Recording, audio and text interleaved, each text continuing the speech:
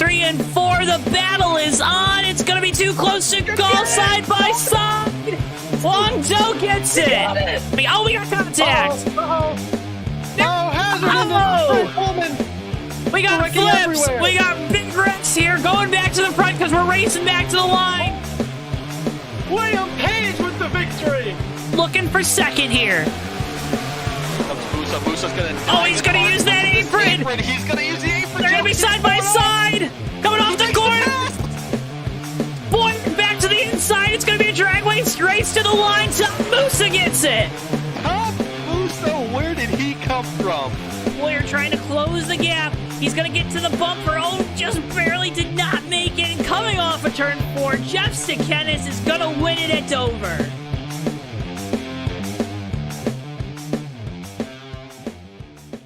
Before I wrap things up here in this segment, your thoughts on the type of race we're going to see tonight. And I would have to agree.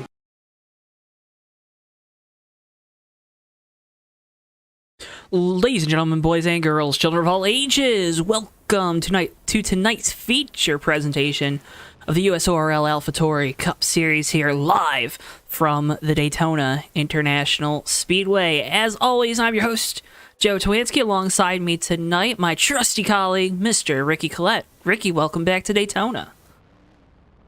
Hi there, Joe. Glad to be back here at Daytona tonight for another great night of racing with the USORL Cup Series. Should be a fun one here. We got some super speedway racing from the world's center of racing. Everyone else is down in Dega. These guys decided to go the extra 200 miles, 500 miles, whatever many miles. I forget how miles work. Down to Florida. That was a fantastic intro, Ricky. That was fantastic. I forgot how far Dega is from Florida. That's okay. Right now, we're in happy hour. Qualifying has been completed. This is your Circle B race preview. Remember, you can now use code JTN at checkout at CircleBDiecast.com on your order of $30 or more, but you'll still receive that free shipping. Again, use code JTN at checkout. 80 laps tonight around this 2.5-mile super speedway. It is a fixed setup race here on the super speedway, Ricky. That contributed to the really close times we had in qualifying. Why don't you take us through tonight's starting lineup? All right, Joe, with pleasure for tonight's race. A pretty tight field here. 22 cars starting tonight's race at Daytona. In this front row, very close times here. On pole at a time of 47.828 seconds is going to be the 57 car of Tommy Bordeaux. Starting in second, this is Bears reading out at a time of 47.829 seconds. So one whole crispy 100th of a second is going to be Steven Merzlak in the second spot in that one car. Starting in third is going to be the 75 machine of Davey Hazard. Huang Do in the 01 will roll off in the 4th position. Cam Barnes in the 12 will start in the 5th spot. Noah Joyce in the 31 starts from 6th in the line. Ray Tustin in the 18 will start 7th.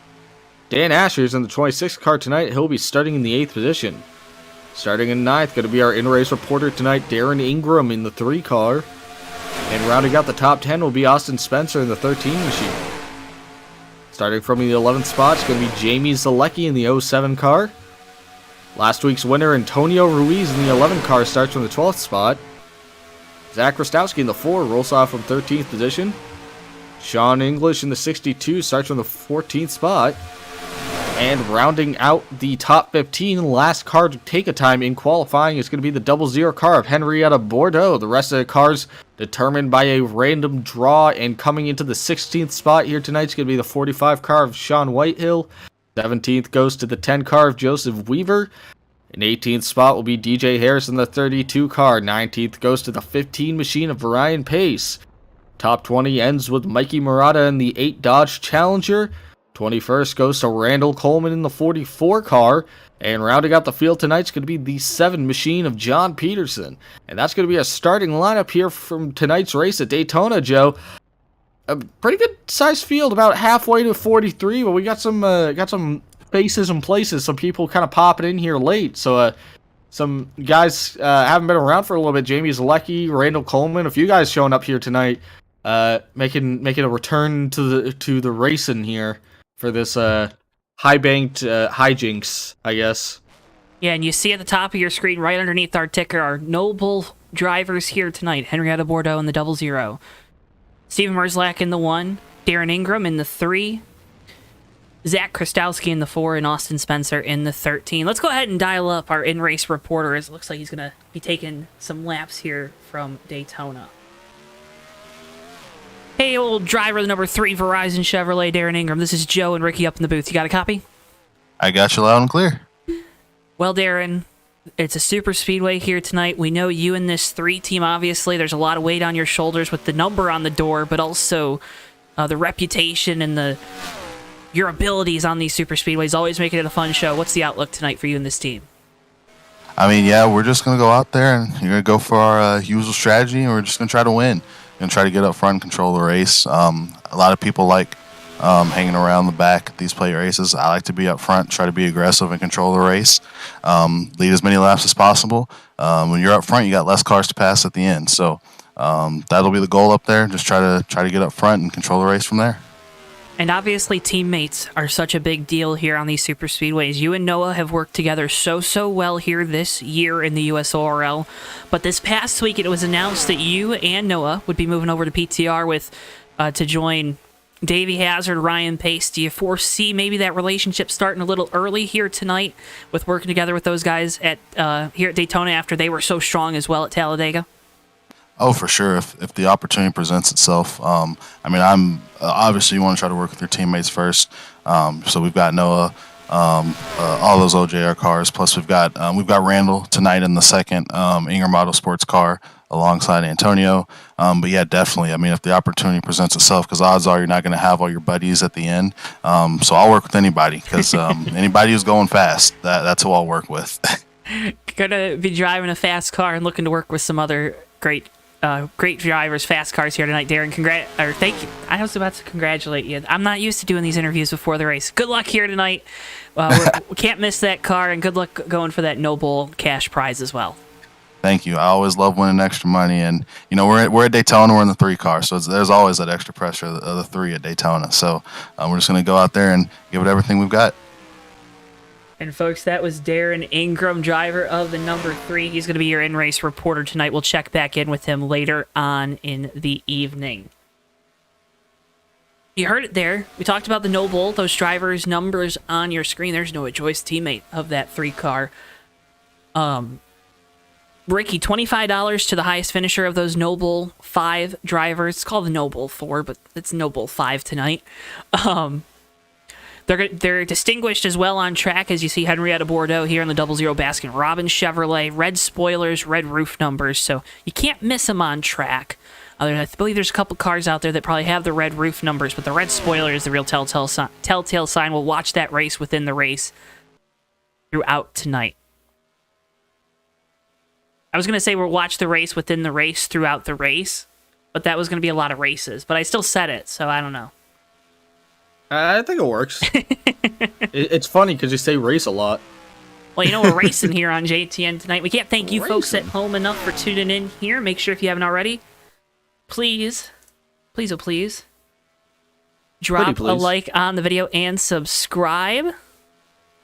We can't thank you enough for all your support here as we've reached that 1,000 subscriber mark.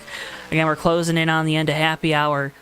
And once again, thank you for all your support here as we're going into year number 3 on JTN. We do this all the time too, Ricky. I mean, we called some great races this past week. I was with Weaver down at Talladega for Mondays of Thunder, Monday night. Funny how that works. And then you and I, of course, a couple nights ago in Talladega with Bomb Squad, a great race there. And the USORL always puts on some great finishes here at Daytona. We saw the opener to the year. Jack Healy took home the victory. I don't believe that 77 is here tonight. Who would be your kind of drivers to watch? I know we talked with Darren, of course, and Darren and Noah Joyce. Joyce got his first career victory here at Daytona last season in the season opener for the USORL Cup Series. But outside of maybe those Chevrolets, Ryan Pace, our most recent Super Speedway winner, who else are you looking at? Well, you just said Ryan Pace was going to be my go-to. Is that Davey Hazard in the 75 is going to be another one. Always really good at these super speedways. I think keep an eye on Mikey Murata in that 8 car. Definitely a dark horse of these super speedways. Always there at the front at the end of these. And I think he's going to be a factor here tonight. Obviously, Huang Do in the 01 is usually very fast too. So if you're looking for a few non-Chevy answers, and there's some poisons to pick from there. Yeah, and including tonight, as there's a big wreck in happy hour. My goodness. Oh, the kick flipped. They did. There are a couple kick flips. Randall Coleman getting a taste in that 44th. The USORL Wang Do is rolling. This is about the calmest we'll be through one of these wrecks tonight. Look at the car doing cartwheels, literal cartwheels. Oh my goodness. 11 and We're still Daytona wrecking. Ruiz there. It's a little bit of a pre-race science experiment, how much you can get the car to cartwheel. But we're 3 races, including tonight, away from the playoffs, right? We got Daytona here tonight. Michigan's is the finale. And then next week, over on, I believe Fast 29 is going to be on the call with Chris Pickett. It's the night race from Bristol. So 3 very, very unique tracks here. We saw the wild card last year with Michigan, the fuel strategy that got Sean Whitehill a victory at that speedway. 3 wild cards that really are going to maybe put some of these playoff spots up for grabs here late in the going.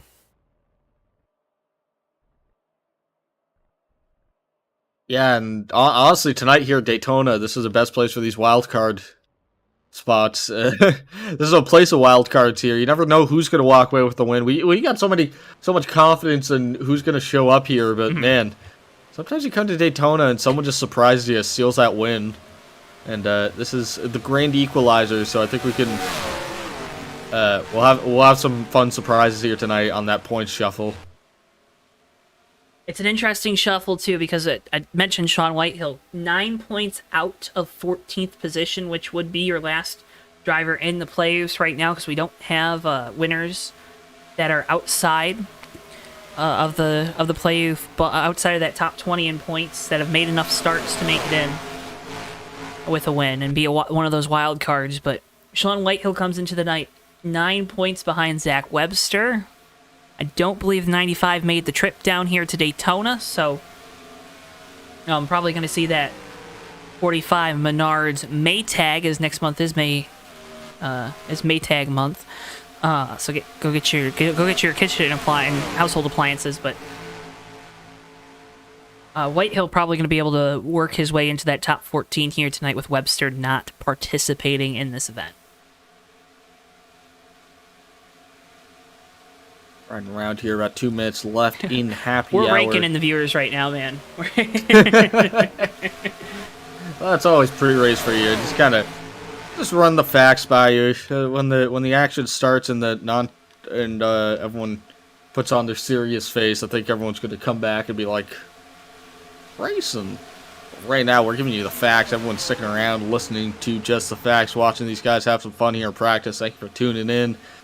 As you see some big wrecks here, this is a fun time, this practice, to watch these guys sort of bowl around, because they just start running into each other full speed. They don't really care.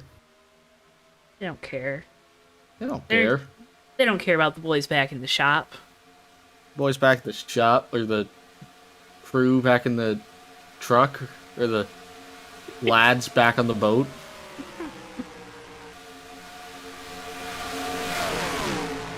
Yo, give me something here. I'm running out of. Listen, I was talking, and you just kept letting me talk. So I'm gonna pass the buck over to you.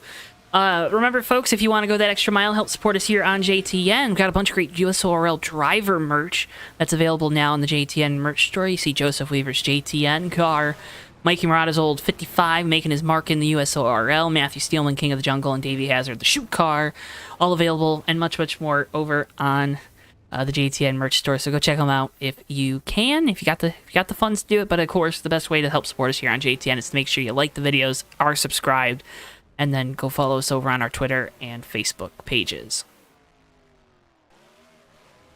30 seconds left here in happy hour. Everyone forming up on pit road, and the one of Steven Merzlak is merged inside of somebody. And remember, folks, you can use code JTN at CircleBeatDiecast.com for free shipping on your order of $30 or more. This is professional.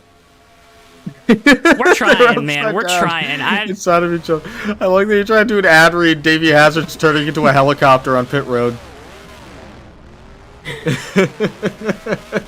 Having some fun here. The timer just runs out on happy hour, so kick over the race here in a quick second. We'll be racing here live from Daytona for your viewing pleasure. I mean, I know there's a lot of Toyotas that get made in the United States, but holy crap, we're wrecking a lot of them here.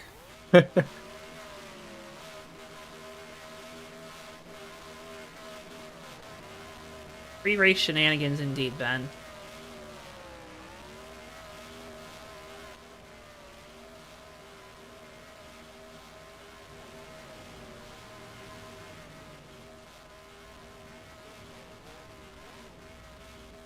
You...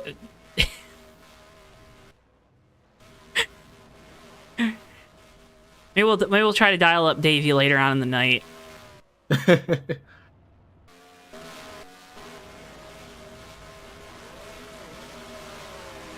Oh, they're still burning out. There's car going backwards. The best part is, if any of these drivers are watching, they're eating it up right now because they know how, like... I don't want to say frustrated, because I don't think we're frustrated, Ricky. Or at least I am. But, how weird they make us look up here in the booth. We love to do it. Tommy Bordeaux, our colleague here on JT, going to line up on the pole. Steven Merzlak to the outside. That's your front row for tonight's race from Daytona. You heard it from Darren Ingram there in the pre-race. You want to be up front. It's the safest place. It's the best place to be. Davey Hazard, Huang Zhou, Cam Barnes, your top 5 here for this race. Highest up Noble driver will be that one is Steven Merzlak. I said the red numbers and red roof and red spoilers were going to be your giveaway for Noble drivers. Davey Hazard has both of those and is not a Noble driver. Whap, whap. So blame Davey Hazard. This is why he's not our in-race reporter, Davey. Sean Inglis in the 62 as well. Another driver that's got red roof numbers and a red spoiler. Although there's a major bag alert on that 62 car here tonight, so. It's Huang Dou's got the red roof number, but he doesn't have the spoiler, so that doesn't count. Yep.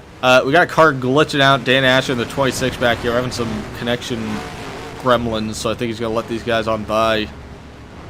Trying to get that sorted. For the moment, we should be going green here at Daytona. Gonna be a fun time. 80 laps for you tonight around the world center of racing, the Daytona International Speedway.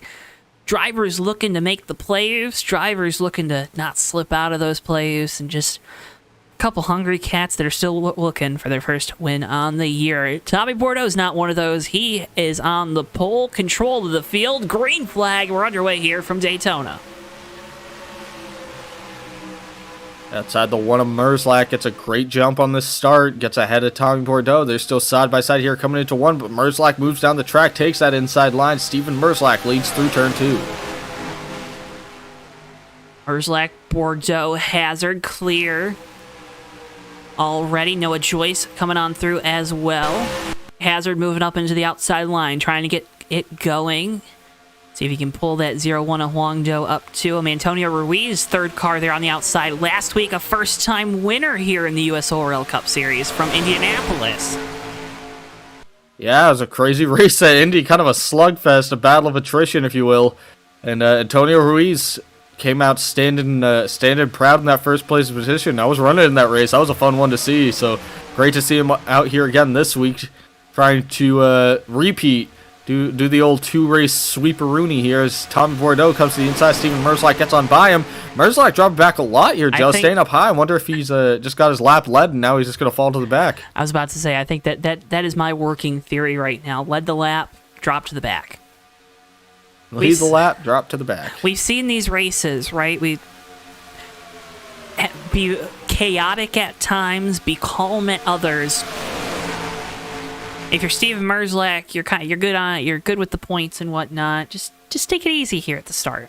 It's okay. It's okay to take it easy. See Huang Zhou giving Davey Hazard a big push around this place.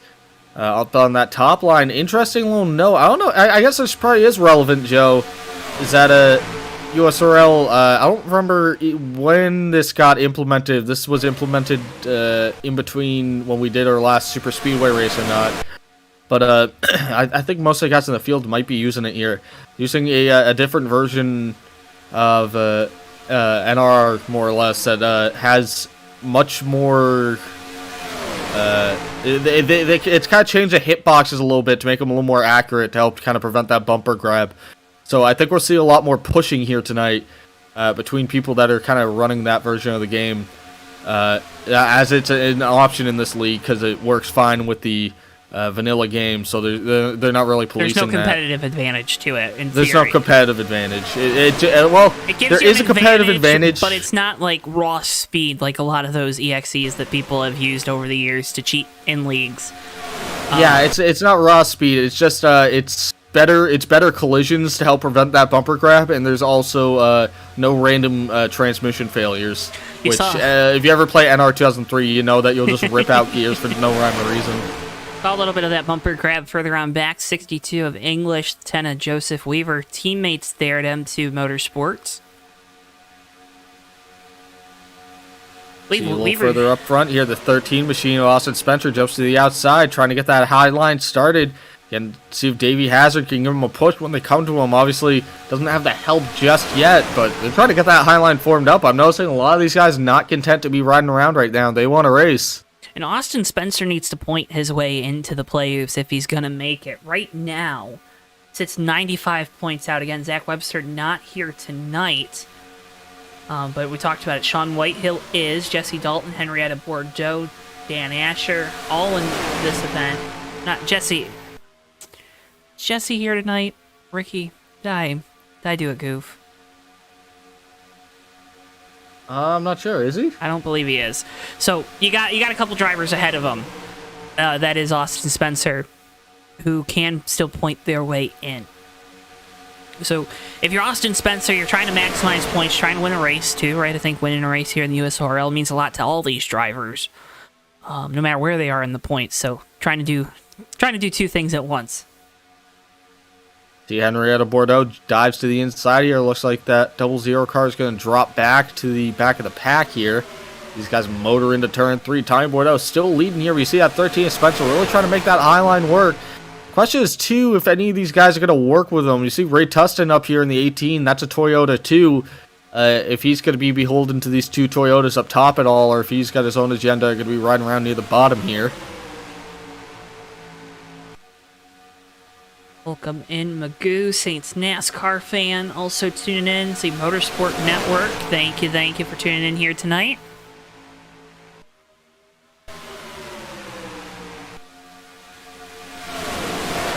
These guys coming down the back straightaway. 18's looking around. The 3 Darren Ingram kind of jiggled around a little bit there too, looking around. We just talked about it in our pre-race though. That 3 car of Ingram. He said he definitely thinks he'd be working with some of his future PTR friends if he needs it. And Davey Hazard's getting a big push onto that 13. You got to wonder if Ingram might try to make a move up high here. You see him kind of moving around just a little bit. The one a little further back, Steven Merzlak jumps to that high line.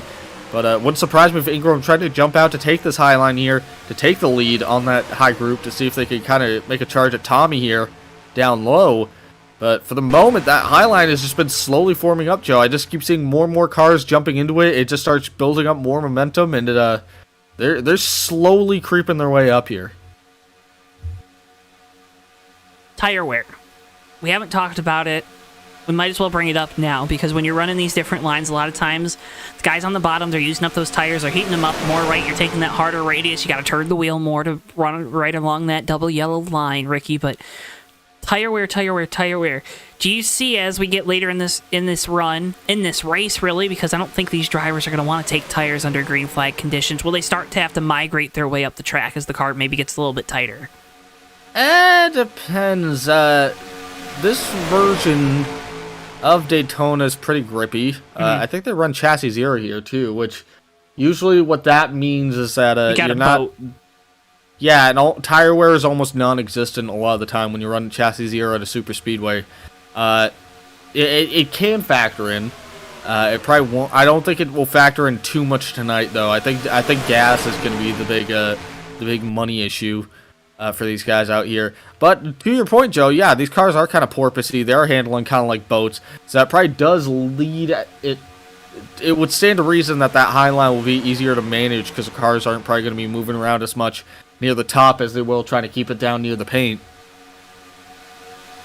Welcome in, Anthony. Yeah, not as porpoisey as maybe the Mercs over in F1, but definitely heard that from some drivers about the splitter hitting in the corners and the track being really bumpy, and that was something I don't remember, and I don't recall hearing that when we were here the first weekend in January in Daytona with the USORL season opener.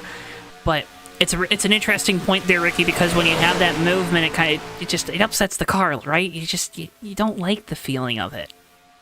Yeah, it upsets a car, throws you off, and usually it does kind of hurt your handling because when it upsets a car like that, everything's moving around, all the mechanicals are in that suspension system are kind of getting jostled in a way that's usually counterintuitive to what you want it to be doing. So just kind of put you in a weird spot there. You try to avoid that car jumping around as much as possible, but you can only do so much with how rough the track is and how these cars just are all fixed, set up, and naturally moving around on their own. At the moment, watching out here, though, Austin Spencer hasn't really been able to gain a lot of ground, but really hasn't been dropping back. Been holding right alongside Darren Ingram, who's rolling around that 5th spot there in that 3 car, that Verizon machine. So I think that Highline's definitely hooked up here. I really do think it's going to just take maybe one more guy in that line to really start getting some momentum here. When I look at Cam Barnes in the 12, right, I look at him as one of the drivers that maybe goes up there. As here comes a big run from that outside line going down into turn 1 that time. Going to lose a little bit of that ground now. Another thing I wanted to bring up, because we talked about it earlier, the car's really being able to lock bumpers almost. Noah Joyce has been able to push Tommy Bordeaux through the tri-oval. Already, I've seen it a couple times now, pushing him down the back straightaway this time. Really able to lock those bumpers, and you talked about it, Ricky. That's not often something you can do as there's a big Austin moment. Spencer. Sorry to cut you off there, Joe. No, big good. Wiggle by the 13 of Austin Spencer. Almost got into everyone. Great job by everybody to keep that steady. Now you see, these guys are trying to kind of tempt fate here. Trying to kind of play around with it to see if they can really push. How much they can really, pun intended, push the envelope here. Now that they see that these guys on the bottom are doing just that they really need to make sure that they are staying bumper to bumper around this place. That's going to be the best way to get momentum around this joint.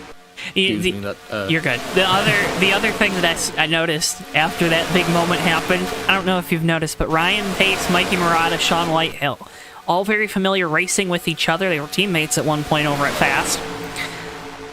All backed off.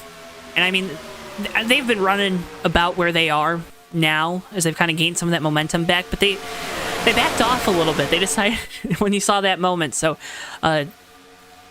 if we couldn't already tell you that, if you couldn't already tell at home, it seems like the intensity's starting to ramp up here because we're closing in on green flag pit stops as well. Yeah, lap 14 to 100 here right now. We'll be coming up on green flag pit stops not too long from now, so some of these guys might be starting to think about that. Like I said, Joe, that cluster of 3 or 4 guys that are hanging around out back, that might be exactly why they're hanging around back, is that we're going to have to come down for pit stops soon.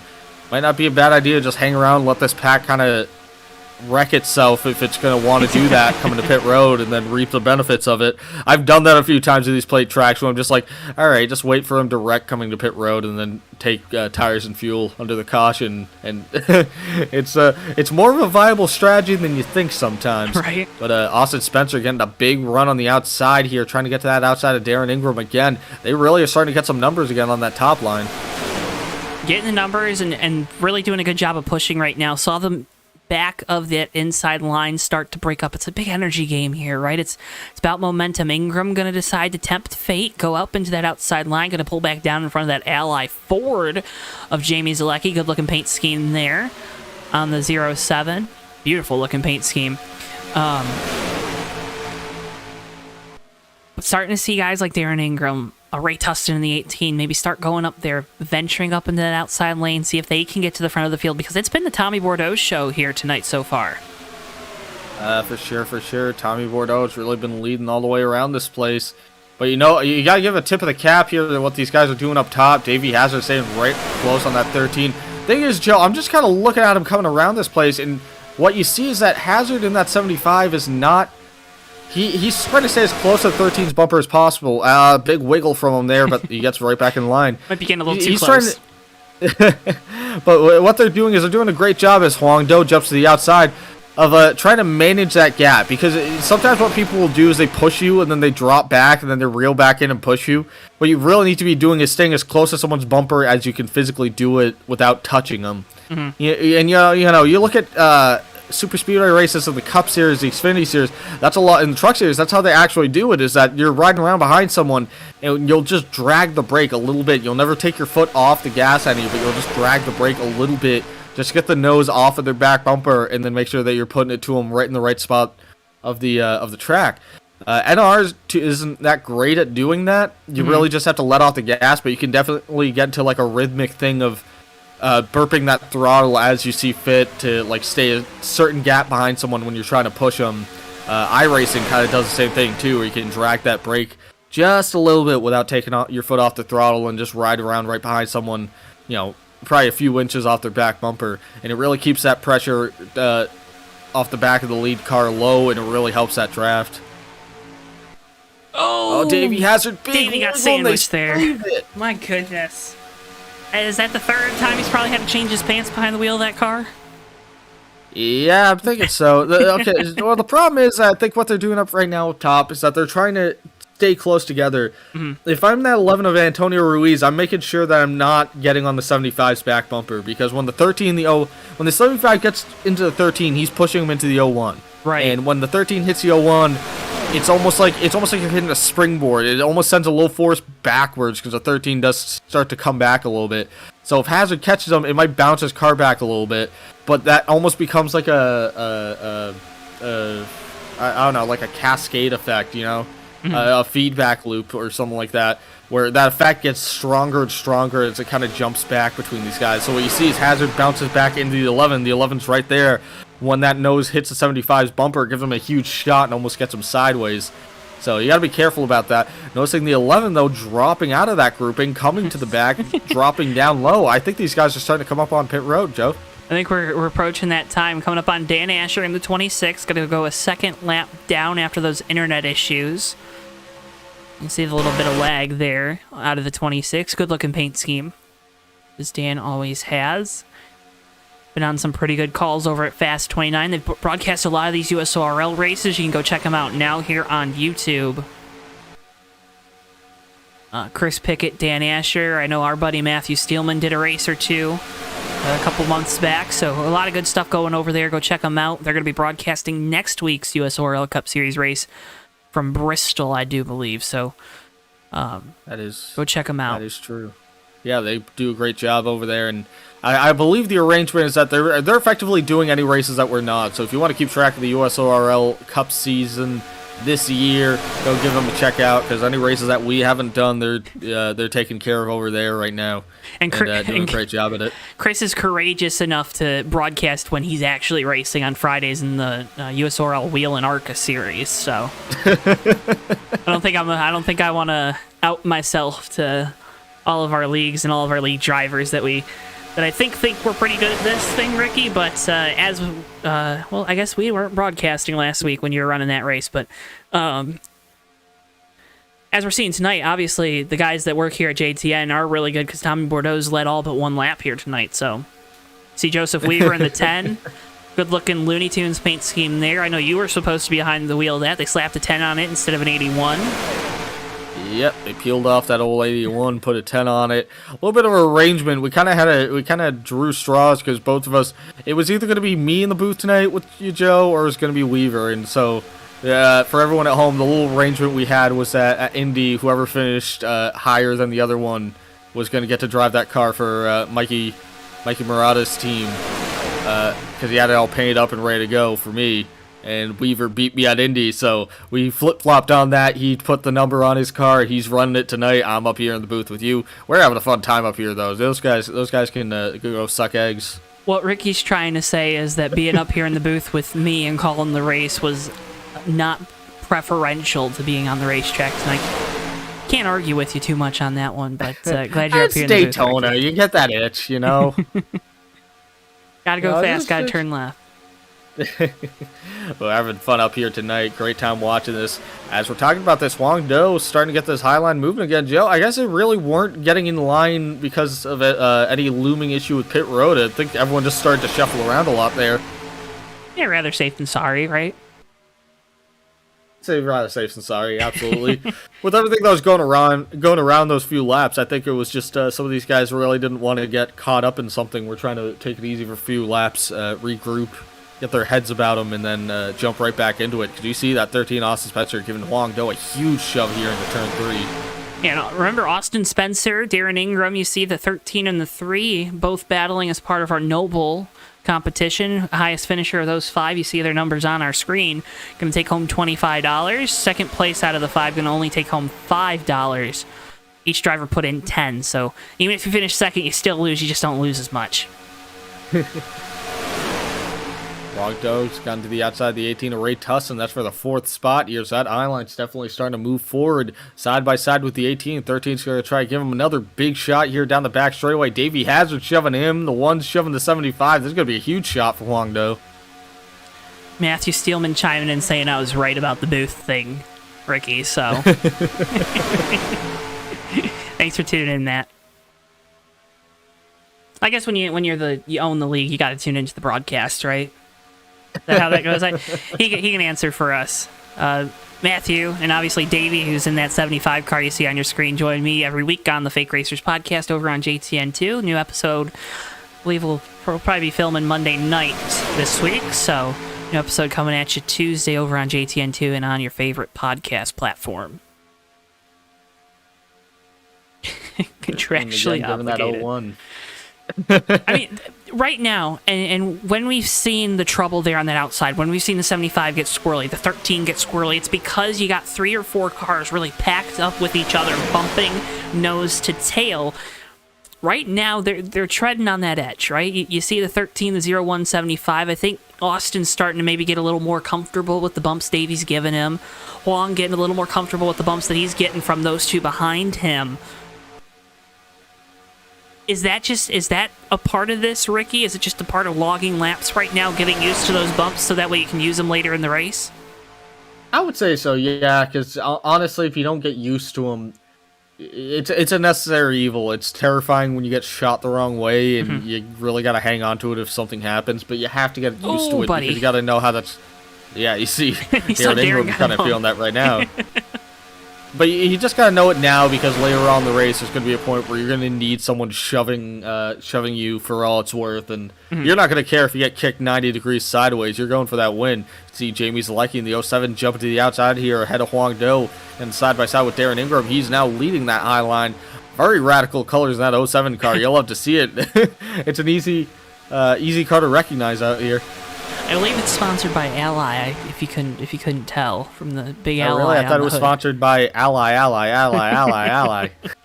I believe that's a replica of Alex Bowman's Nashville car from last year. Good looking scheme there. Davey Hazard gonna go to the inside, get behind the 44. Randall Coleman making a rare start here in the USORL. Yeah, driving Jeg's 44 car, which is weird because you usually see Randall driving some variant of some inspirational variant of a Hendrick car or a Chase Elliott car or something. Totally different here tonight. And the Daniel Hemrick car. Yeah, Daniel Hemrick tonight, but been riding around here. I haven't really talked about him just yet, but 30 laps into this race, slowly making his way up to the front here. Randall's very good at super speedways, really good at just making sure that he's a factor at the end here, and really just seems like he's been holding that low line, waiting for it to creep forward, and is finally starting to reap the benefits of that. Yeah, Randall Again, always 28 laps, so not even just over a quarter way through this race. Randall really good at running those pro laps, and he's showing that here as the race trudges on. I always gotta get that joke in there. John Peterson, that 7 gain Ford, has worked his way up into the 6th position. Good run going there for John. Can't thank John enough for his support here on JTN as well. Give him a shout. Good looking bright green car. Car in the wall, 62-10 of Joseph Weaver as well. That's what happens when you follow your teammate. Perhaps when you're a washed driver. Did you just call? Did you just? I was like, you can't be throwing shots at people that don't work here, Ricky. No, I was Connor Weaver. I'm sorry. I'm sorry. I didn't mean that to sound like I was. Cam Barnes, Ray Tustin have gone to the outside line. So is John Peterson. I believe we're coming up on these pit stops, Ricky. I'm not mad that Weaver beat me. I'm not mad at all. You're not salty. Here we come to pit road. One coming down, spreading out big time. Think about chassis 0. Give you some pretty big brakes, pretty grippy down here. So everyone gets Austin down nice Spencer and out into the grass, gonna go around. That's gonna be a big time penalty for the driver of the number 13. Very unfortunate for Austin Spencer. Gets it straightened out here, so he'll get his fuel and his get his piece here. Hopefully he can hang with these guys, or maybe get somebody else out there that kind of fractures up the pack a little bit. He was running near the front, so I would have to think that losing the ground that he did, just going from front to back of that grouping itself, might not hurt him terribly because he got rolling really quick. Ray Tustin now your leader in the 18. John Peterson there in second. Jamie Zalecki third. Here comes the rest of the field down pit road. Ray Tussin really sending it in here. Oh, I don't know if he made it, Joe. He was really throwing that in. Hit the commitment cone. I don't know if that's actually where the commitment cone is. That is going to be a close one. That is definitely going to be a close one. Coming back off pit road here. These guys merging onto the track. All very close. Noah Joyce basically on Darren Ingram's back bumper, riding around the apron in turn 1 and 2 here. Just got back on the track. Huge shove from him with Davey Hazard. And they're all hooked up, and they're going to be closing in on this 57 to Tommy Bordeaux. Have to think Darren's going to make a move to try to take the lead. Or what would be the lead when we get formed back up. Going to decide to stay in line, work together.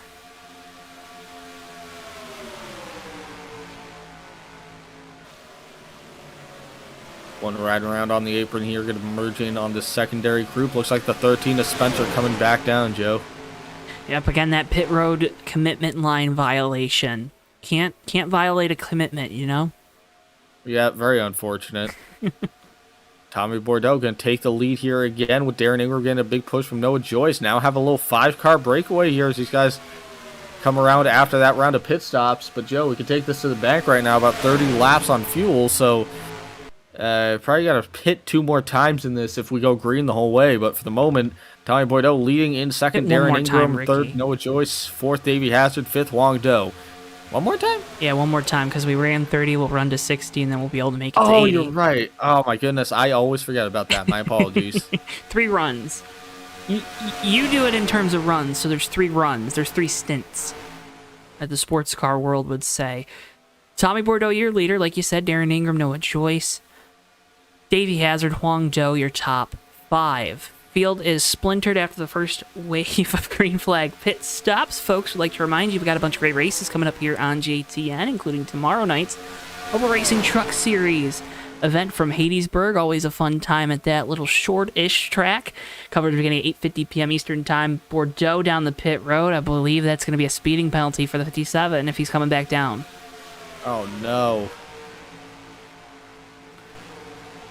Wait and see. Know that team was talking about maybe not having enough tires to complete the event. Maverick Cup Series this Tuesday night from Sonoma, 8:30 p.m. Eastern Time.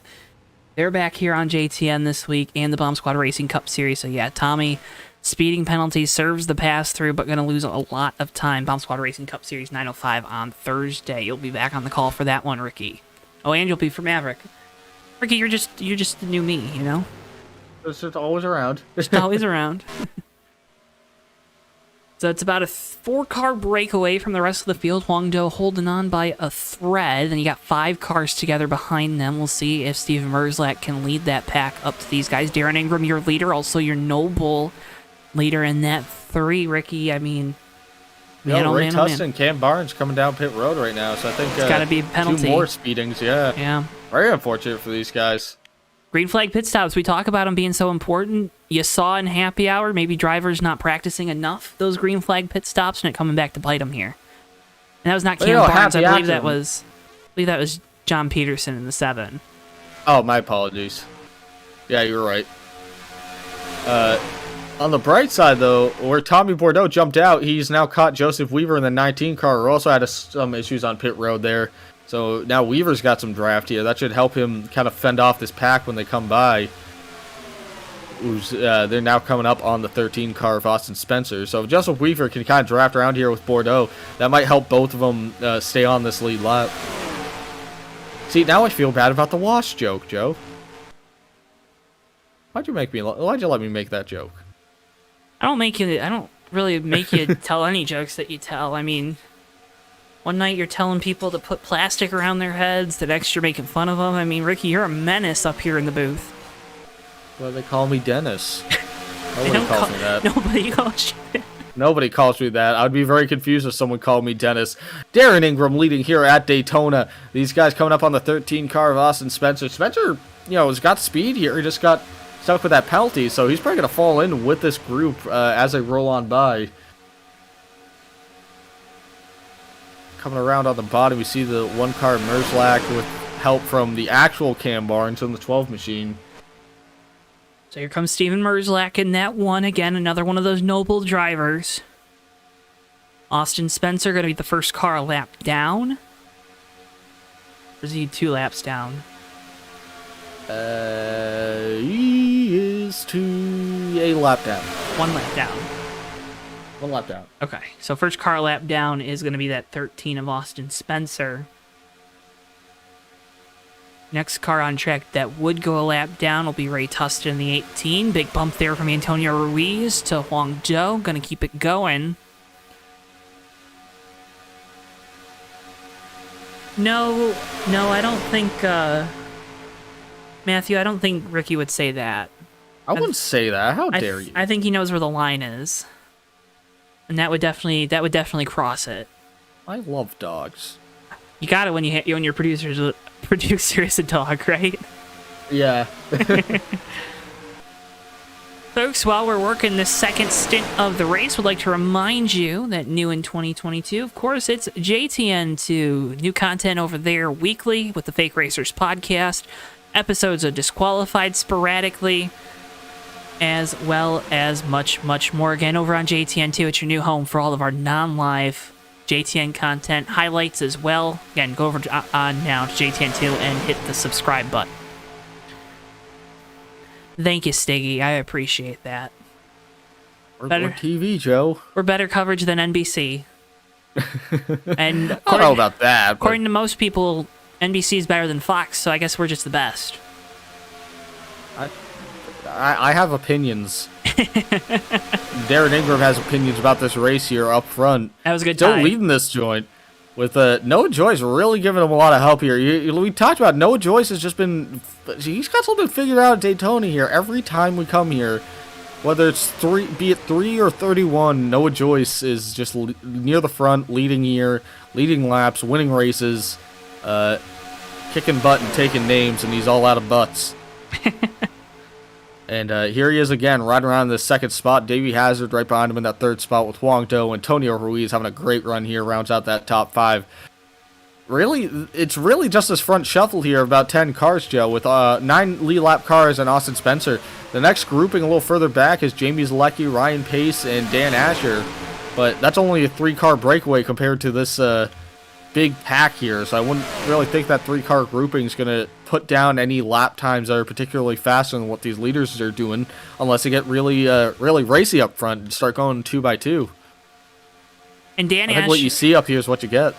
Yeah, and Dan Asher a couple laps down, but that's not due to damage or anything. That was just due to the internet issues that we saw kind of playing that 26 team to start the race. So no damage on that 26 car, so that's at least helpful for Ryan Pace and Jamie Zalecki at the moment. But definitely it kind of feels like we're going to need a caution for those guys to maybe get a chance to win this race tonight.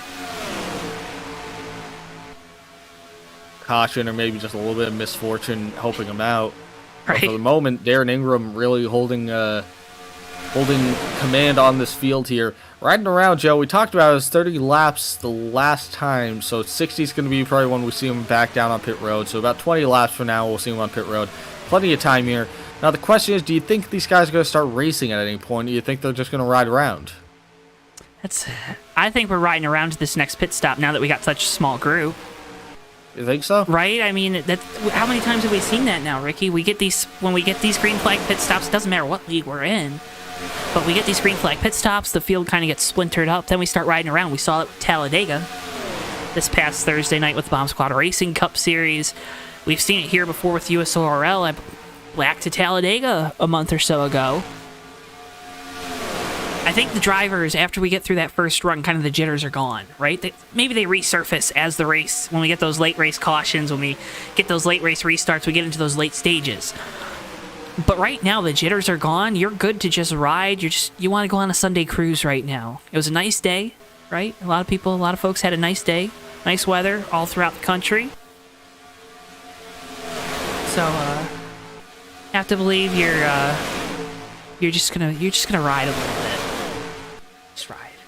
Take your time on your ride. Just ride. Going for a nice ride. You're going for a nice ride here on JTN. Make sure, if you haven't already, drop a like and subscribe. And make sure you get that bell icon clicked so you get notified anytime we go live. Next time we're live is going to be tomorrow night, 8:50 p.m. Eastern Time. Hobo Racing Truck Series from Hadesburg. Coverage beginning at 8:50 p.m. Eastern Time. Then it's the Maverick Cup Series returning after a week off from Sonoma, 8:30 p.m. Eastern on Tuesday night. Ricky, we're going back across the country, and then we'll go back across the country to Dover on Thursday, April the 28th for the Bomb Squad Racing Cup Series, 9:05 p.m. Eastern Time. Of course, all those races live right here only on JTN. Ray Tusson's kind of, these guys got on by the 18 car Ray Tusson, another fast car that's probably going to just suck right back up, right around with these guys. Really doesn't help the second group here, because that means that they now have another member of this 10 car breakaway, makes it an 11 car breakaway, and make them go even faster.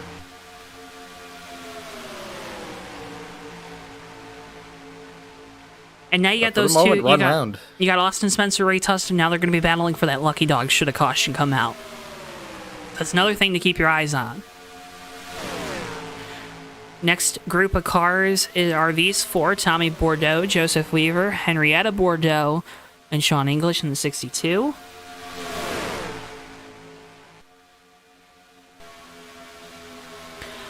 But as we've moved into the second stint of the race, it's the Darren Ingram show out in front of the field. A little further back, Steven Merzlak looking to the outside of Randall Coleman, getting a big push from Cam Barnes. Joe, I think they're starting to think about racing here. I think they're starting to I think they're thinking about it. I don't know if they're going to be serious about it. They're thinking about it, or they're stinking about it, but Matthew, I don't smell it. I'm not smelling anything, so I think they're thinking about it. See Steven Merzlak really trying to ride around up top here above Randall Coleman, getting that push with the 12, getting the push with the 13, 32 of DJ Harris, the 18 of Ray Tusson, both kind of trying to work with that outside line. It's actually starting to fracture up this low line a little bit. See Huang Do starting to look to the outside, almost moved up a lane, decided to dive back down.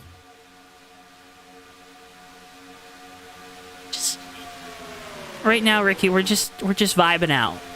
We're vibing out behind the wheel of these cars. See Steven Merzlak, Cam Barnes, working that outside. Austin Spencer kind of pushing along with them. Just riding, just working. You know, it's a calm day at the office right now. It might pick up a little bit later in the afternoon, in the evening, but you never know.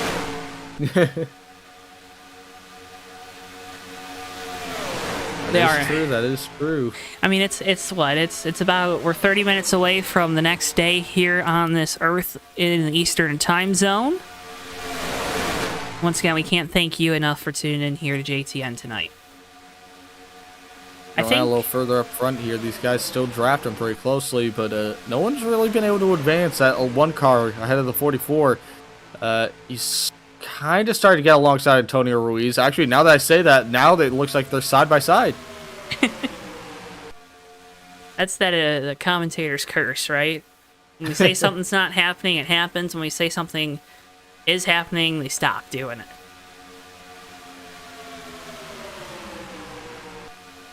Now this does actually start to create some questions, Joe, about these guys racing up front, though, for Huang Do in the 01, for Davey Hazard, for Noah Joyce. If that high line starts moving forward more, do you jump up there? Some of these guys in the back, do they start jumping up there? you know, it's not totally cut and dry now because you don't know who's going to be the faster grouping in a few minutes. I think you just stay committed to the bottom. If you're Darren, you got Noah behind you. That's a teammate. You got Davey behind him. That's a future teammate. Long Joe in the 0-1. I don't know. You know, there's maybe no alliances there with the 0-1 car among these leaders, but I believe has a teammate in the 18. Of course, Ray a lap down. No, he doesn't. Long as JD2 Motorsports. Ricky, if there's one thing the USORL does better than any other league, it's switching teams randomly in the off season. And we didn't have the luxury of calling all these races. See, Matthew, this is why we needed you in the booth. This is what we don't have the luxury of calling all these races. It's hard to remember the teams, you know. It is just him. It is just him. No Healy, no Dixon, and no Dewey. No Shram Cam tonight. Ooh, big moment there for Davey.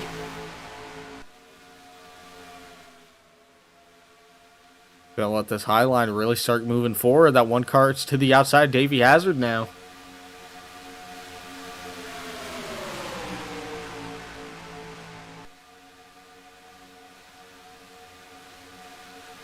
Noah Joyce Joyce trying to block that high line. Yeah. So now what you do, right? You have two teammates leading the two lines. So either way, you're winning. Either way, you're winning. You're winning. See Randall Coleman jump to that high line. Joe, we got ourselves a race here. We're coming to lap 50 of 90 of tonight's race. So past the halfway point, and it's going to start getting a little more antsy here. Everyone's going to start looking at that action a little more. Merzlak getting a big push from that 12 of Cam Barnes. It's edging out the 31 of Noah Joyce. He has the lead for the moment, but can Steven Merzlak hang on to it? Steven Merzlak on the outside, getting help from Cam Barnes in the 12 Affleck.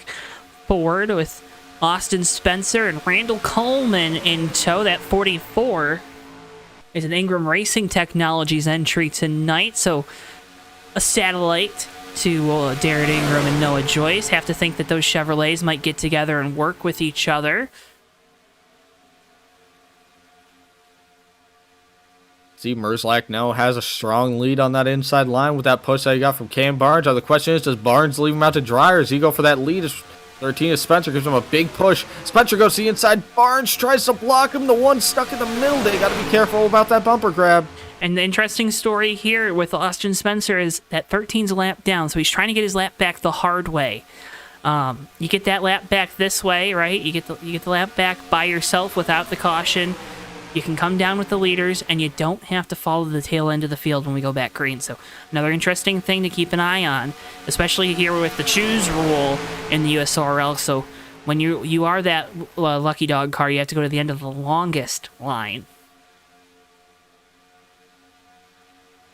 Now everyone's kind of funneled back out single file here, but I don't know if that's going to stay like that because you saw 13's a lap down car, so some of these guys I think are going to get a little antsy about riding around behind a lapper.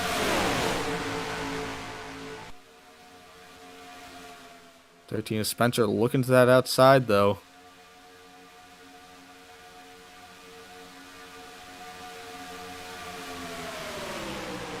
Well, Cam Barnes getting a huge push from that 13, who's in turn giving a big shot to the one as they come down the straightaways. These guys are cooking around this place.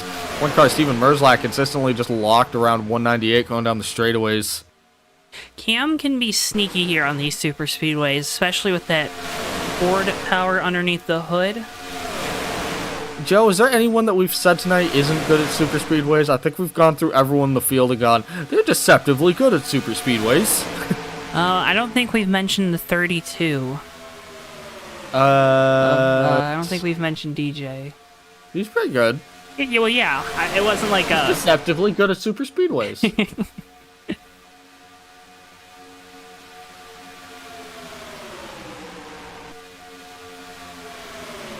Folks, can't thank you enough for tuning into JTN tonight. Closing in on the second round of green flag pit stops here from Daytona. Field going to try to stretch this fuel as far as they can. Steven Merzlak, your leader in the one Fastenal Toyota. Cam Barnes in second. Noah Joyce in the 31 is third. That yellow with red accent number 13 Toyota of Austin Spencer a lap down here after a commitment line violation during the first round of green flag pit stops. In position to get the lucky dog should we get a caution, but man, oh man, was looking like he was trying to find his way back onto the lead lap the hard way. Words, Ricky, they're hard sometimes, you know? Words. I mean, right now we're riding up here in the booth too. Okay. But as always, can't thank you folks enough for tuning in. Be a friend, tell a friend. Love that saying. If you want to help support us here on JTN, that's a great way to do so as well. Tell your friends about us, tell your family about us, have them tune in for our races. We always appreciate seeing the numbers. Good numbers here tonight. Can't thank you enough for that as always. Make sure if you just joined, you hit the like button. That does a lot to help support us, get these videos out to more and more people. It appeases the good old YouTube algorithm. But again, can't thank you enough for tuning in here tonight to JTN. Know it's late on a Saturday for you East Coasters. So we're moving in to finish off the last full weekend of April. Where has the time gone, Ricky? I don't know, Joe, but we're having a fun time here. Watching these guys racing tonight. Pit stops should be coming soon.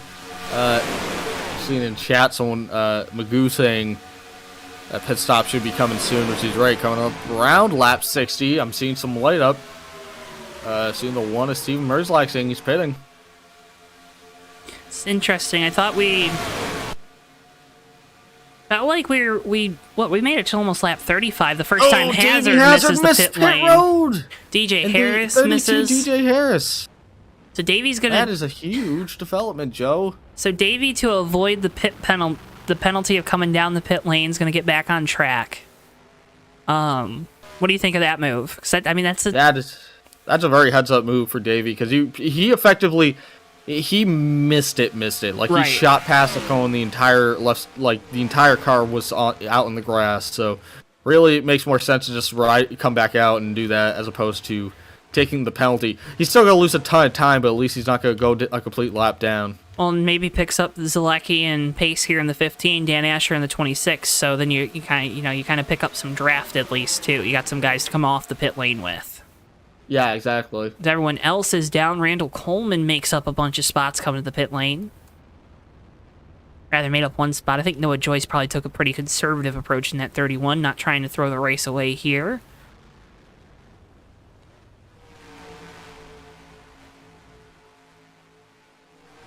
That's right around everyone coming down pit road here from that second grouping. Long Doe, Noah Joyce, Darren Ingram, Antonio Reeves, like we were talking about, Joe. Randall Coleman's already rolling here. We'll see where he jumps out relative to these guys. Looks like Long Doe's going to win the race off pit road, but Randall Coleman, Darren Ingram come out in a dead heat. The second pack's coming on by with Tommy Bordeaux. These guys were just about to go to a lap down to the leaders before they jumped down pit road.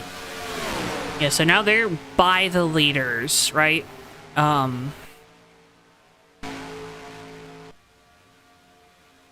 Almost like a lap ahead. I believe Jamie Zalecki right now would be your leader, right? In the 07 car. And Ryan Pace and Davey Hazard. So, again, I was saying, we can make it to about lap 70 on fuel. Right? 35 equals 70. So you're pitting with about 10 laps to go. So I like the strategy of maybe waiting to make that last pit stop. Come down, take a can. Oh, they're spinning out, coming to pit road here. Henrietta Bordeaux nose it into the inside wall. Your backs it up, keeps it straight. Looks like the 00 just locked it down and went sideways there. And a tough break for the Baskin-Robbins Chevrolet team. And of course, Henrietta part of the Noble 5 here tonight, so gonna lose some time. Ryan Pace stays out. Davey Hazard, Jamie Zalecki have come down the pit lane.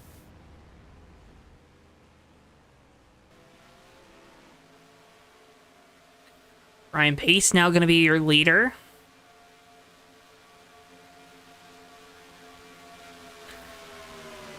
Pace, your most recent Super Speedway race winner at Talladega. First career USORL Cup Series win. 13 Austin Spencer coming down pit road here, Joe. Ryan Pace coming down. Dan Asher in the 26. So these guys should cycle around here, and then I believe that's going to let the... Should let Steven Merzlak be the leader. Yeah. And it's a 6-car breakaway now. We lost a couple cars. You lost the 32, you lost the 75, right? So you lost those 2 cars. So now only 6 cars together here, led by Steven Merzlak in the 1, Cam Barnes, Huang Do, Darren Ingram, Randall Coleman in the 44 has to come back down the pit lane to serve a speeding penalty. How many guys have shot themselves in the foot coming to pit lane tonight, Ricky? I don't know. We're getting a running tally. It's like everyone is, which is it's tough too because these guys are all doing that, coming down, coming back up.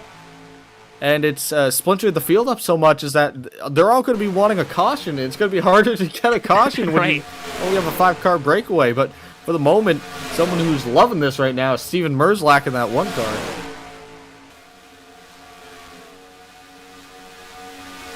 And right now, your Noble leader is Steven Merzlak in the 1, Darren Ingram in 2nd of those Noble 5 drivers you see right there underneath our ticker. Also lost Antonio Ruiz from this lead pack.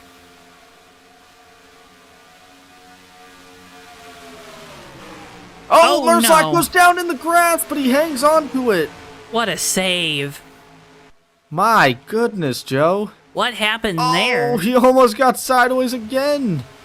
Oh, no, sorry. That was the 12 of Cam Barnes. I'm not sure. Go back and take a look at that, because I'm not even sure. Looks like he just got a bad shot from the 12 of Cam Barnes are going through the trial hole, but it hooked him hard left, and my goodness, it wasn't a pass in the grass, but that was quite the save in the grass there. Steven Merzlak still in this front pack, still in this race. Just had the save of a lifetime there, completely kept himself out of calamity. You never like when you're pointed towards that pit wall, you know? No, not at all. At Daytona, absolutely not.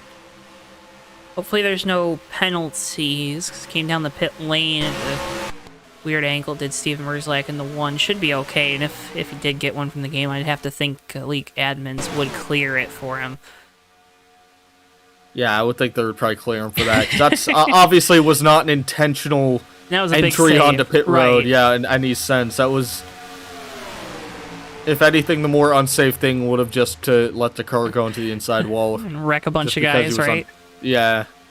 So, a great heads-up driving there by Steven Merzlak. For the moment, though, Cam Barnes leads it now. Here at Daytona, Huang Do in 2nd, Darren Ingram in 3rd, Noah Joyce in 4th, and Steven Merzlak in that 5th spot. That's really all that is in this front group is that top 5. 62, Sean English, as you saw, what they went on by him. That's now a lap car, so not really in the lead lineup here. Just kind of riding around with these guys, getting some fast laps, riding on that draft. Well, now the first car lap down, right? That's an important thing here late in this race. Be the lucky dog. And if you're Sean English, you're going to try to stick onto the back of this pack with all of your might. That's very true, Joe. You want to be hanging onto this pack with all your might. And right now, Huang Do is doing a great job riding around behind the 12 here, just kind of biding his time. The other thing, too, as I'm taking a look at this, I don't know...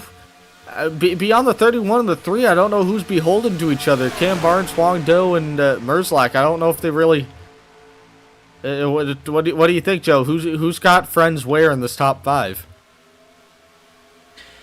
Well, you know the 3 and the 31 are friends, right?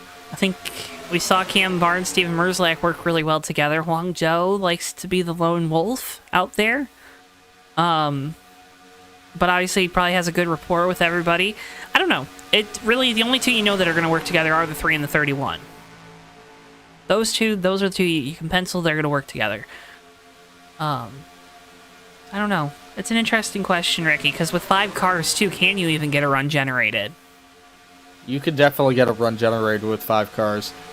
You see Huang Do looking around on the outside of the 12. I think it's just a matter of... You're going to need someone to give you a push. Mm-hmm. And that's really what's going to come down to is where you're going to get that push from. Who's going to help you. And, at the moment, though, Cam Barnes just leading this thing as these guys are kind of starting to log laps again, trying to get through this. It's around lap 66 and 90 here. Not a lot of time left in this race. Probably one more pit stop that they're going to have to make before the end of this, right? No, we're good. We should be good. Oh, it should be good to the end? Ricky, we're closing in on 10 to go. Remember, we're only racing to lap 80. I thought you said 90. No, I said 80. It was 80 the whole time. Ricky, let me just... Remember, here's your USORL Cup Series race preview. 80 laps tonight, Ricky. 80 laps tonight. Ricky thought they had a whole extra 10 laps, folks. You know what's even worse is that when you said it earlier that there was only one left, I thought that I was just missing something in terms of how many laps it took. I didn't realize that it was because I still thought it was 90 laps then too. So whoopsies. Good thing I'm not the one leading the broadcast here. Cam Barnes still in the lead here, but you see Darren Ingram's looking to the outside. Huang Do's looking to the outside too. I think they're starting to get a little racy as Darren Ingram gets into the outside. Oh, Darren stuck in the outside wall. Oh, gets into the 62 of English. Oh, and he's around, Joe. I don't know if that's a caution. I think that should be a caution. They didn't spin. No caution? Joe, they did not spin. So nope, we're slowing down. We're slowing down. Ooh, that was a weird one. Goodness. I am a little bit confused on what actually happened there. It's like Darren just goes up into the outside wall. Wonder if he's having some controller issues or something? Some wheel issues? They go up high, him in the 31, he comes back down, and then... I actually don't know. It looks like he tries to shoot back for the outside, and maybe... I mean, he stopped, like, a couple seconds here, so... He has control of the wheels back.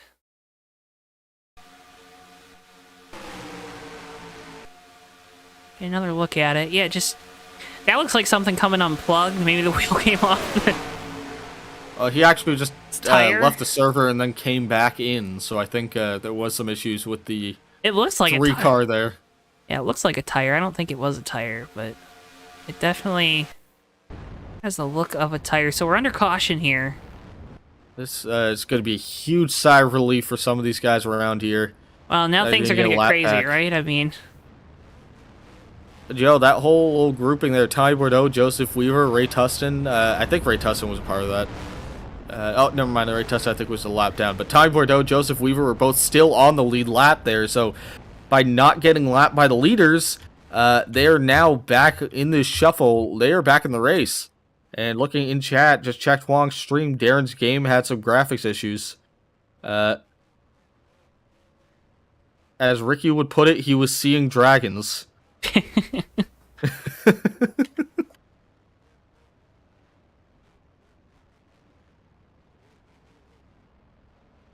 We'll see if we choose. If we're not choosing here, we'll drag in our in-race reporter, although going pretty slow here. I have to think we're probably choosing.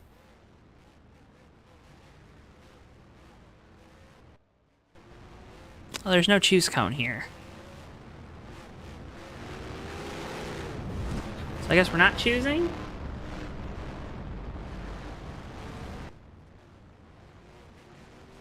It doesn't look like we're choosing right now, so I think we got another time, Joe. Alright, so let's go. Let's go ahead and pull in. Hey, Darren Ingram, this is Joe and Ricky up in the booth. You got a copy? Yeah, I got you, Joe. Buddy, it sounds like you all of a sudden had a bunch of dirt in your visor. What happened there? Yeah, there was a lot of issues there that just kind of happened out of nowhere. I don't think we got any damage. I think we held down the brakes, and I think we're good to keep going. Just got to, fight back through the field now. Track position is the best thing. Track position is the best thing to have here, and don't have it anymore. So got to fight for it, and we'll just go from there and fight like hell. What's the path forward? Is it just really aggressive on the pushing, really aggressive on the lane changes here? Because it's going to be, south of 10 laps to go. Yeah, I mean, you don't have any time to lollygag and wait around. You got to force the issue. I'll go wherever the run is. I think I can see the air a little bit. I'll channel Dale and try to become the third Pied Piper at Daytona. All All right, Darren, good luck here as you try to make your way back up through the field and try to get that noble cash. Again, thanks for being our in-race reporter tonight. 10-4. Thank you. That was Darren Ingram. You heard it from the horse's mouth, right? The issues there that we saw kind of plagued the three. Pretty much what it sounds like happened. You know, you get the freeze frame here in the game. Kind of get polygons, right? Is what a lot of people say.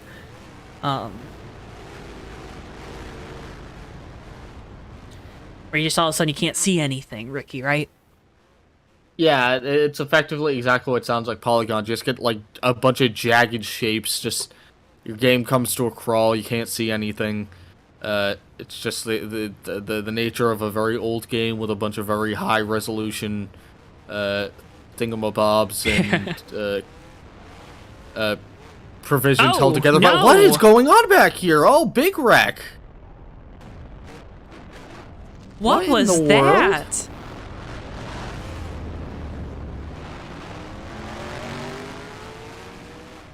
What was that? I can't even see. Was it 62 of English? Yeah, it was. He was coming through doing 172 slams on the brakes. Was he trying to take a wave around or a lucky dog? I am... What in the world? He was coming off a pit road, he was getting up to speed, and then came up full speed through the... Went up the middle. I don't think I've ever seen that. Oh, we're gonna give him another time to come on down. I think guys are gonna come down and get damage repaired. Some people saying no damage. I saw Cam Barnes saying no damage. 62's game did the same thing that Darren's did. Oh, goodness. Yeah, I think you cannot see it all when it does that. So if you're coming up to speed and it does that, it's not... It comes to a crawl too, I think. So it's hard for like input to respond if you're like trying to hit the brakes. And that's going to shuffle up the field too, because cars coming down the pit lane going to lose their spot. We are on our TWB 10 to go though, folks. And on behalf of TWB, we would urge you to go check out GardenLightsDirect.com. From porches to patios and more for all your outdoor lighting needs, GardenLightsDirect.com has you covered. Again, that's GardenLightsDirect.com here on your TWB 10 to go. Yeah, I got confirmation 62 had the same issue, just a bunch of polygons, and started seeing dragons there, and went night-night. So very unfortunate there. Glad to see it was just technical glitches, because I was going to assume the 62 wasn't mad at anyone. No, yeah, I mean, if he was mad at someone, he didn't hit the right person, right? It looks like they're going to let everyone take their position back here, Okay, too, Joe. good. Everyone getting back where they're supposed to be, since it was definitely not by design. Looks like they're having them hold their position, too, so I don't even think they chose. They weren't choosing. I guess they're not choosing here anymore.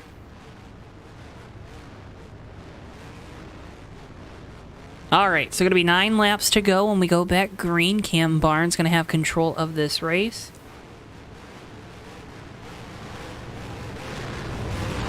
Yeah, I think it's just new Windows updates, Matthew. I don't know what else it could be. Higher texture tracks, too, don't help. But Cam Barnes going to have control. Huang Do, Noah Joyce. Steven Merzlak, Antonio Ruiz looking to go two in a row here. Jamie Zalecki, Davey Hazard, Ryan Pace, DJ Harris, and Zach Kristowski, your top 10 here for the restart. Again, 9 laps to go when we go back green here from Daytona. Things about to get a little wild, get a little crazy into the restart zone we go. Green flag, we're back underway. Wheel spin throughout the field, but we're back green and away, and the outside has some momentum, but the inside, Ricky, they're a little more formed up right now. Yeah, inside's definitely a lot more formed up, but you can see that Jamie Zalecki is going to try to come to the aid of these guys on the outside. For the moment, Steven Merzlak giving a big push to the 01 Huang Do, the 31 and Noah Joyce blinking a little bit too, so that might hurt that inside line just a hair. Might hurt it just a hair. Saw Ryan Pace dip down the inside line really quickly there on the restart to get behind teammate Davey Hazard, trying to pay back the favor from Talladega. Top 3 now clear of the outside lane. Antonio Ruiz in third, the last of those top 3.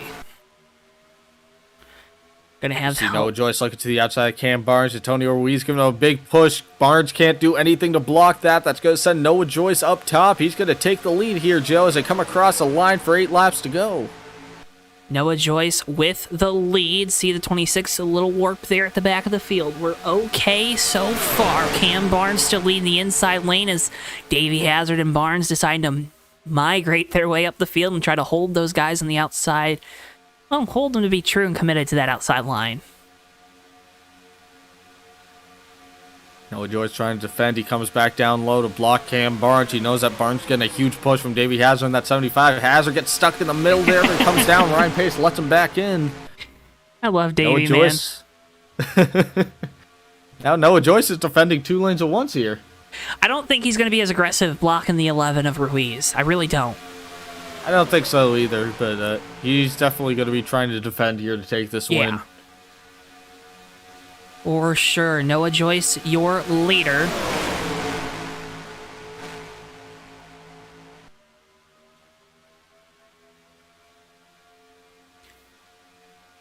Davey Hazard jumps out to the outside in front of Antonio Ruiz. He's going to try to take that high line with him. But Cam Barnes giving that 31 a huge shove here coming down the back straightaway. Ryan Pace closes up underneath his teammate Davey Hazard. Ryan can't go and help Davey right now because Davey abandoned him, right? Closed up. Yeah. A little bit. Hazard went to the outside lane, so trying to get that lane formed up. Gonna hug the bottom there. Cam Barnes clear. He moves up to the outside to block the 75. Going to have a run here on Noah Joyce for the lead. 6 laps to go. Last time when we crossed the line, here comes Barnes looking for the lead on the outside in that 12 car. And you know, Davey's going to push him for everything it's worth here. Getting a huge shove. You can see how much they're wiggling going down the front, the back straightaway here as they're making bumps. Giving a huge shove to that 12 of Cam Barnes. Try to keep the momentum up as they come into turn 3 here. Dead heat, Joe. Side by side, side by side, side by side. That's throughout the field. Noah Joyce still your leader on the bottom in that Lowe's Chevrolet. Cam Barnes contending there in second. Getting a run here into the tri-oval. This lap gonna go to Joyce in the 31.5. More remaining here from Daytona.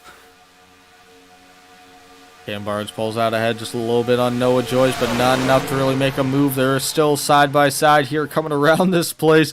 Davey Hazard giving that 12 a big shove, but Ryan Pace in the bottom giving the 31 a huge shove. A little further back, Steven Merzlak on the outside with Jamie Zalecki trying to get something started on that 3rd line. Now Antonio Ruiz looking to the outside of Davey Hazard. Don't know if he got a bump from the 0-1 and maybe disturbed that 11 car, but going to be in front of that outside lane. Going to dive back, though, in front of the 4s of Zach Krastowski. 31 Noah Joyce has the lead back again. I think right now he just wants to defend that inside line, Joe. 32 DJ Harris giving Ryan Pace some big shoves here. Ryan Pace, a fast car. Joyce could... I know he probably wants to block that high line to try to impede some of their movement, but I think the 12 car is just getting too many hard shots here for him to really risk it. Because if he jumps up there at the wrong time, I think Barnes is going to split him into the middle. There goes... As I say that, he proves me wrong. Oh, contact they make contact there. for Ryan Pace! Cam Barnes now going to get sent through the soccer hole in the middle. Here comes Ryan Pace on the inside looking for the lead. Joyce leading the outside lane. And they're all up right against the wall, Joe. Joseph Weaver's coming up the middle with Steven Merzlak to catch. Oh, he almost gets into Mikey. Joseph Weaver jumps to the inside. Cam Barnes keeps falling through that sucker hole, but right now Ryan Pace is leading here at Daytona. Well, and look who's coming back to the front. DJ Harris in the 32, Sean Whitehill in the 45, and looky here, it's Tommy Bordeaux in the 57. 4th car on the inside line. Darren Ingram right behind him in tow. Ingram now your no-bull leader as well. That story kind of going unnoticed here in the late going. 3 laps to go, now 2.5 as we're halfway down the back going into turn number 3. DJ Harris giving a huge shove to Ryan Pace here coming through 3 and 4. They're going to have the preferred grip here until they get onto the straightaway. Then that high line's going to have a huge head of steam. It makes you wonder if Sean Whitehill's going to stay in line. Looks like he's going to do that. But Tommy Bordeaux's got that high line all to himself right now as they come across the line for 2 laps to go here. 2 more circuits here from the World Center of Racing, Daytona International Speedway. Ryan Pace trying to win his 2nd race of the year. Tommy Bordeaux leading the outside line. And don't look now, DJ Harris in the 32 and Sean Whitehill both looking for win number 1 on the season. You got to wonder if any one of this top 3 is going to jump out and try to take advantage of that high line. I think if that 45 jumped out right now, you get a big push from Tommy Bordeaux there in the 57, who's getting a big push for the 31 and Noah Joyce. But right now, Ryan Pace holding on, just pulling away, trying to pull away from these guys. Not going to help, though, because it's a plate track and everyone stays really tight together, but they're coming through the tri-oval here. 1 lap to go here at Daytona, Joe. White flag is in the air. Ryan Pace, your leader, getting a healthy bump from the 32 at DJ Harris. We'll see if the move is going to come. It's got to come from the 3rd and 4th position there on the inside line. Sean Whitehill in the 45, Darren Ingram in the 3. Pace, your leader, coming through turns 1 and 2 for the final time. No momentum going right now on the outside. Ingram out there. DJ Harris, Sean Whitehill both come upside. Ryan Pace. Harris tries to, can't get back to the inside, makes contact with Darren Ingram. Well, Joseph Weaver hard to the outside wall. They're 3 wide back here. Big wreck in the back. Big wreck in the back. We stay with the battle for the lead. Pace in front of Darren Ingram has that 3 car with a big head of steam. Davey Hazard, 3rd car on the bottom, coming off of turn 4 for the final time here from Daytona into the tri-oval. It's going to be Ryan Pace winning his 2nd race of the season. Joe, Ryan's getting pretty good at this. I don't think he was ever bad at it. I know, but I think he's getting his he's got some groove back here with these all these plate races he's winning. Well, what a great job by Ryan Pace to defend those last few laps. Did just everything he needed to do there to make sure that he held on to that lead. What a great drive. And the rest of what a crazy finish. Drag race back to the line between Antonio Ruiz and Joseph Weaver. Ruiz going to get it. We're going to get those post-race results on your screens. Show you a replay of the wreck as well. Show you the burnouts. There's a lot of stuff here in post-race. Yeah, there was a bit of a kerfuffle back here.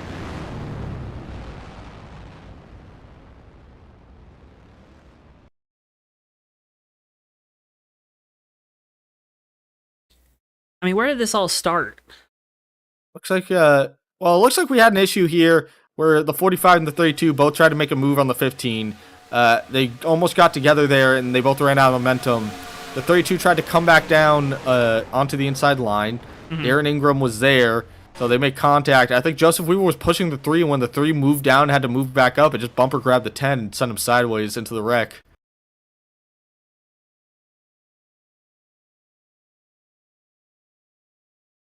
What a hit by the 10 car into the outside wall. Good thing you weren't behind the wheel of that car tonight. Yeah, I guess you're right. Yeah, I feel pretty lucky after seeing that hard of a lick. Look at Ruiz. Oh my goodness. Did you see him fly there? Yeah. Oh my goodness. I mean, we've seen a couple cars fly here at Daytona, never down at this end of the racetrack. Cam Barnes just got took out. Jamie Zalecki did a whole blowover. Henrietta Bordeaux flipping. Antonio got up, dog. He did. I think I would throw up, dog.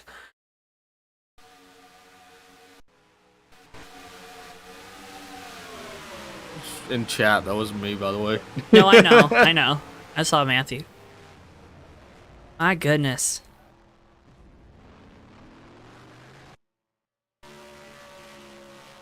Brian do burnouts yet, or is he still driving out there? Yeah, he's going all the way around the track now. He does burnouts. Did he? Yeah. Yeah, a few burnouts. Okay, I just want to we got to get him. Yeah. So Ryan Pace burns it down here in Daytona. 2nd win on the year for the 15 Haviland Chevron team. It's a pretty good looking paint scheme there. It's gotten into victory lane twice so far this year. Pace burns it down. We'll talk with him as well as the rest of our podium finishers. I believe that's going to be Davey Hazard in 3rd and Darren Ingram in 2nd.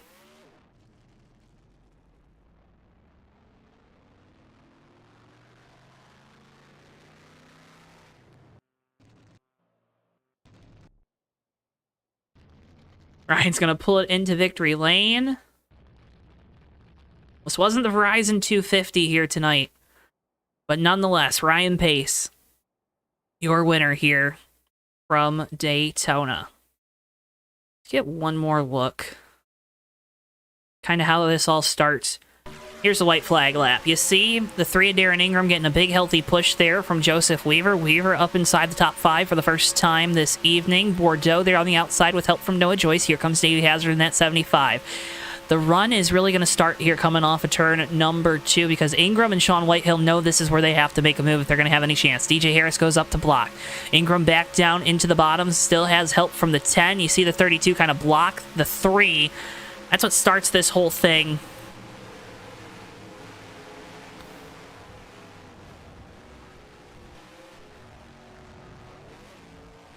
Steven Merzlak, no, he's dejected after this finish.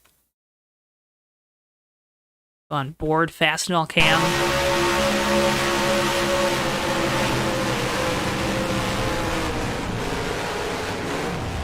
It's into the 12 and then gets hit by the 26. You see the 11 flying through the air.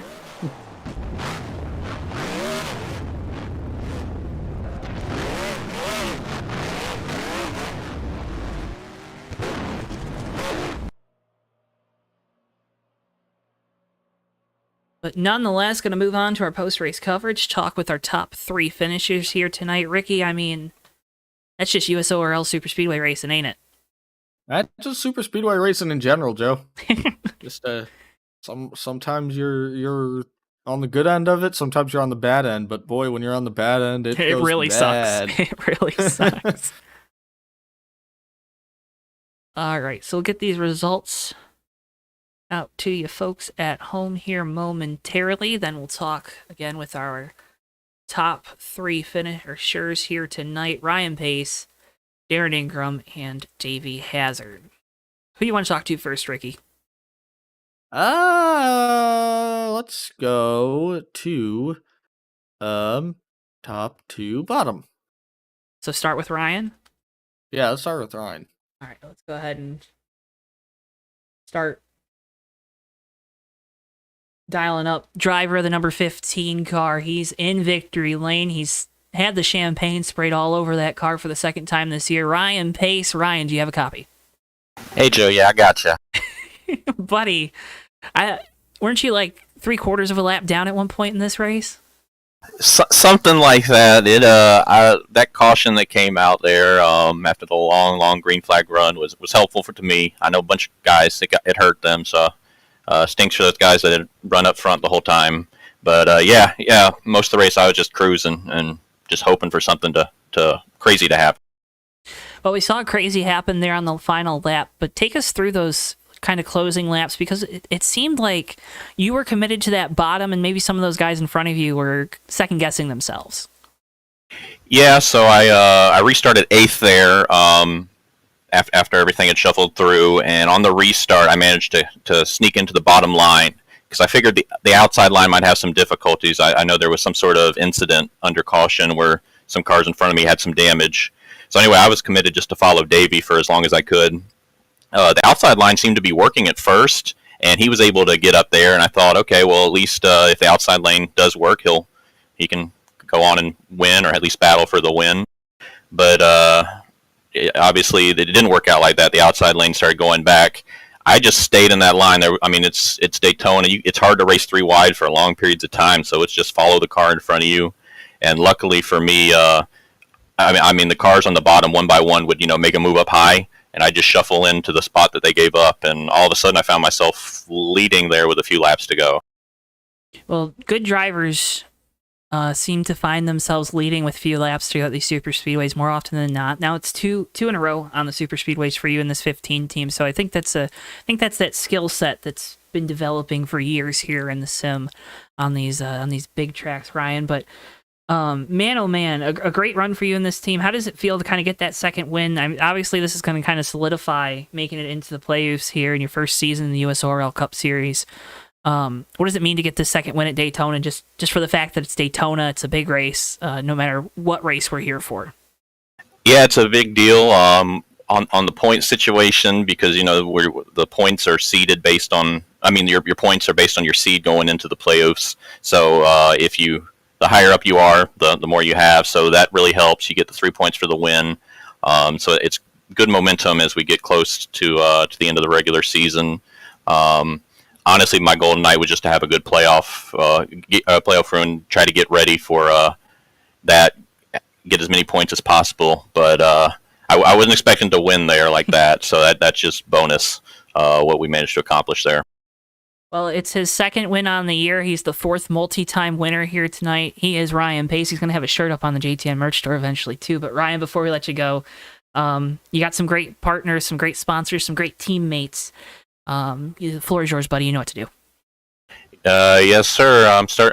Hopefully we can do this again next Super Speedway race, but we'll see. I'm pretty happy to do it 2 times in a row. I want to thank Chevron, Haviland, all sponsors on the car. PTR, Davey Hazard. We worked a little bit together tonight. I want to thank a few of the drivers tonight that I got to race with. The 07 of Jamie Zalecki and 26 of Dan Asher for that long period where we were off the leaders. We worked together. We worked together well. The odds were against us. We lost the lead pack because we just didn't have the numbers, but we ran together well. Shout out at the end to the 32 of DJ Harris. He stayed with me up until that final lap, and I know he had to do what he had to do, and I just got lucky that all those guys racing behind me got slowed down by it, which allowed me to hold on to the lead because I might have been a sitting duck otherwise. I want to thank you, Joe, Ricky, everybody at JTN. Make sure to check the JTN merch store because this paint scheme will be on a shirt. Very excited about that. Make sure to get your merch there since this paint scheme is magic. 2 for 2 in this car. We don't bring it out for every race. We don't want to wear off the magic, but beautifully designed by Michael Murata and M2 Designs. So you check them out as well. And thanks to everybody that stuck around and watched this race. I hope it was a good one. Ryan, once again, congratulations on the win here tonight. Thank you so much for taking the time to talk with us. Soak this one in, and good luck these next 2 weeks before the playoffs start. Thank you very much. Ryan Pace, driver the number 15 PTR Toyota, your winner here tonight. Let's go ahead and move to our second place finisher. He was your in-race reporter tonight, led 19 laps of the 80. Darren Ingram, driver the number 3. Darren, you got a copy? Yeah, I got you loud and clear, bud. Hey, buddy, I know it's a second place finish, but $25 richer. Right? Yeah, I can go use to buy some ice cream and some Powerade to What kind drown of my Powerade? sorrows of not winning. What kind? Any flavor, but I'm partial to yellow and blue. Okay, blue. Blue is definitely the way to go. That's You can't go wrong.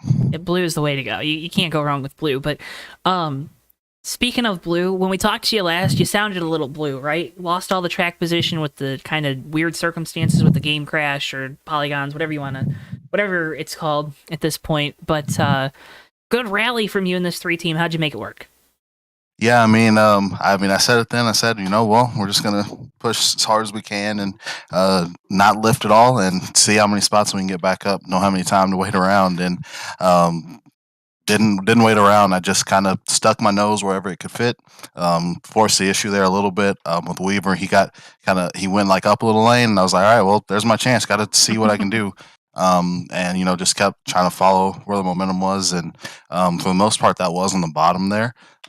So yeah, only so much you could do here, and I thought, I played the best hand I could, given the situation. One more lap, I think we could have had it. Just didn't have enough time. Or maybe if we were at Talladega, I think I could have had it there. I had a little bit of a run, but just really no help there once I got clear for second. And it's plate racing. Hats off to Ryan. I think that's 2 in a row for him. I gotta set my game up, or he's gonna pass me for most plate wins here in the USORL. So I got to get on that. Well, he's a pretty good little super speedway racer, and you talked about kind of needing some more time to make a run. It probably didn't help, too, that I know he's a future teammate, but he might be helping his current teammate a little bit more with Davey right behind you there coming to the finish. But, Darren, we talked about it with Ryan, kind of we're starting to get into that final stretch to the playoffs. Good finish here tonight. Have to think this 3 team will be good next week at Bristol, and will be good again at Michigan. How do you kind of keep momentum going as we get ready to enter the playoffs? Yeah, I feel like we're finally starting to hit our stride. I'm starting to hit my stride. Had a lot of speed to start the season, but it's like we were finished in top 5 or we were DNFing. Mm-hmm. A lot of engine troubles, transmission troubles early in the season. I feel like, and nobody deserves anything in racing. I hate saying, shoulda, But we could argue we should have a couple more top fives and be a little closer to that points lead. So it's nice we're starting to hit a groove here. Another second place last week, a second place this week. We're going to a track I really like. I really like Bristol. A lot of setup principles apply from Dover, which we won last season. So you feel good about that. Michigan, we had a top 5 run last season. So you just want to keep hitting those top 5s, putting yourself in position to win. It's annoying we haven't won yet this season, especially after winning 4 races last season. But to win, you got to be in the top 5. You got to be in position for it. So hopefully we can get one step higher on the podium here next week and just keep rolling that positive momentum forward here and try to make a championship run. Going to be looking at this 3-car hard as you're watching the championship battle throughout these final 12 weeks now. Darren, congratulations on the great run here tonight. Before we let you go, the floor is yours, buddy. You know what to do.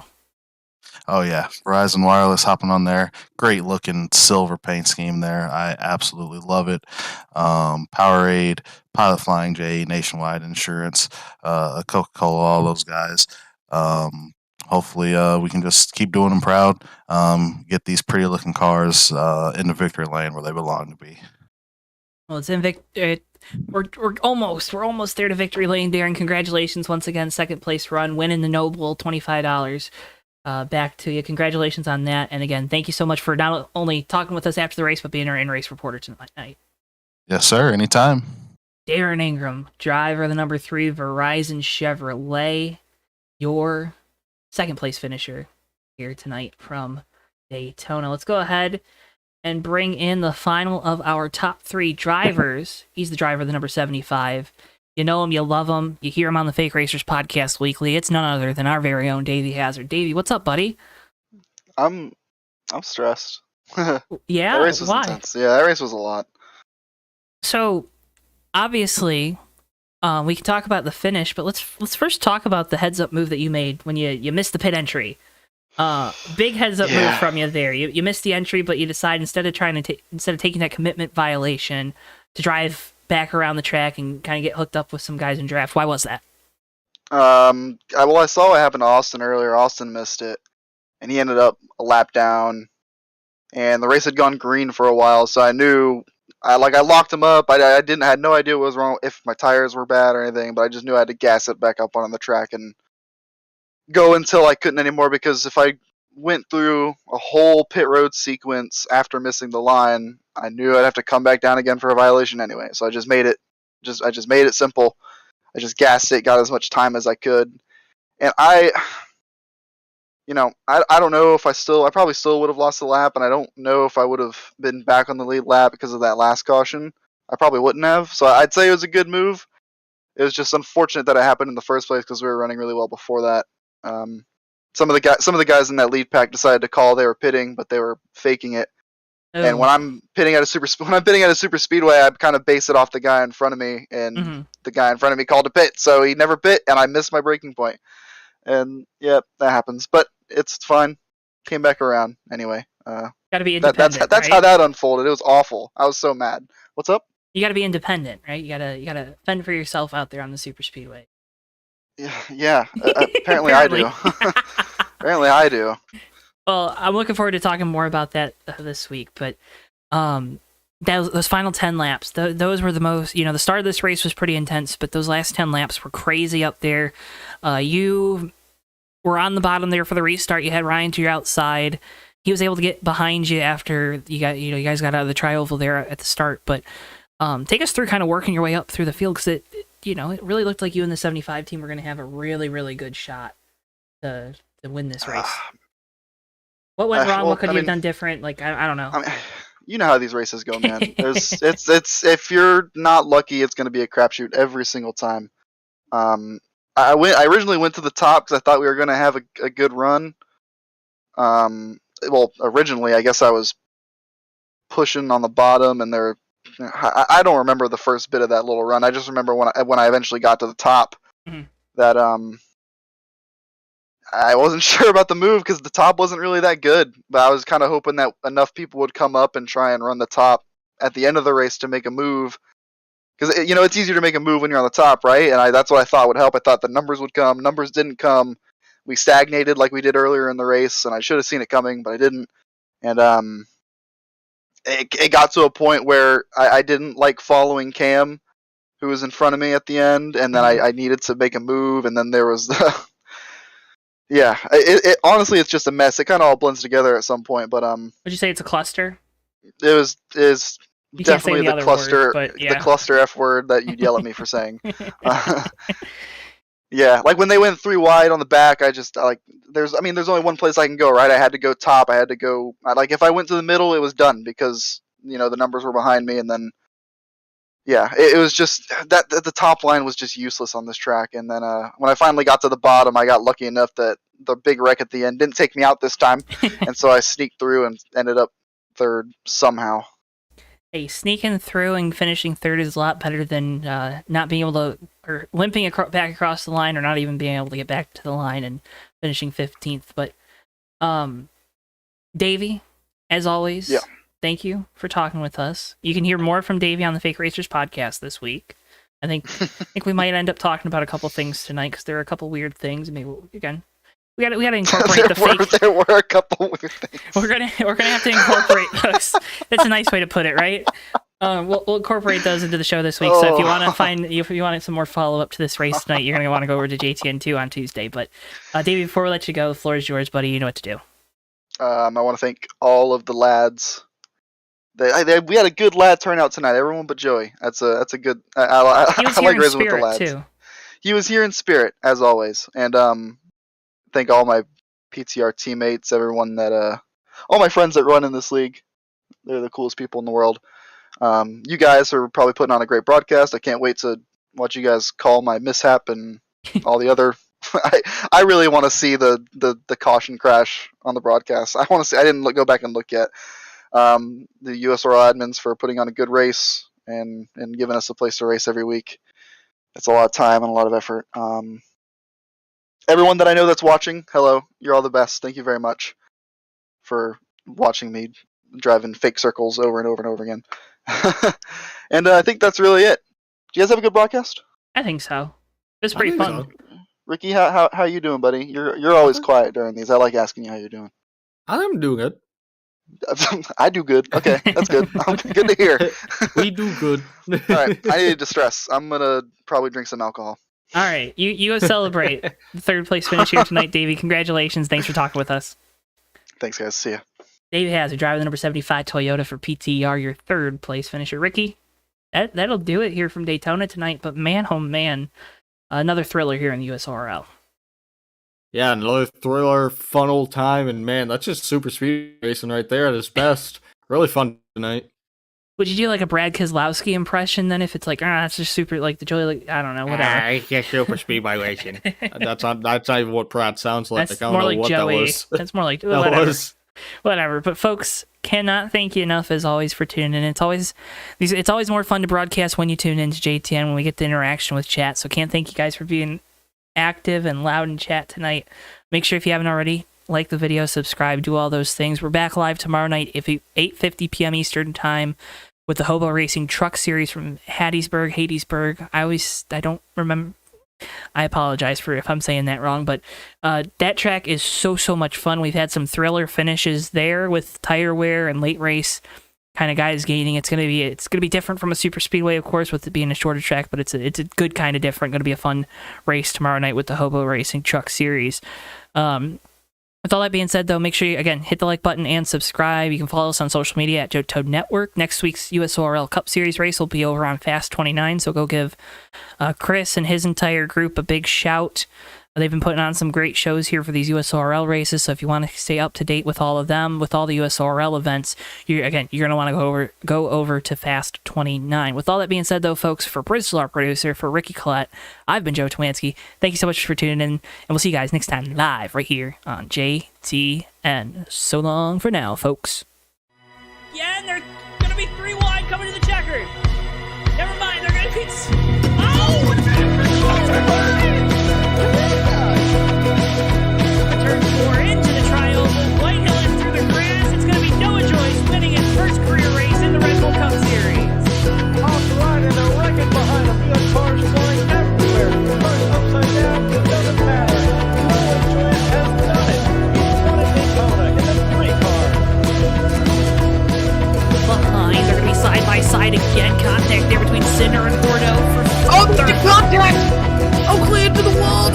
Jack Healy coming to the line. Jack Healy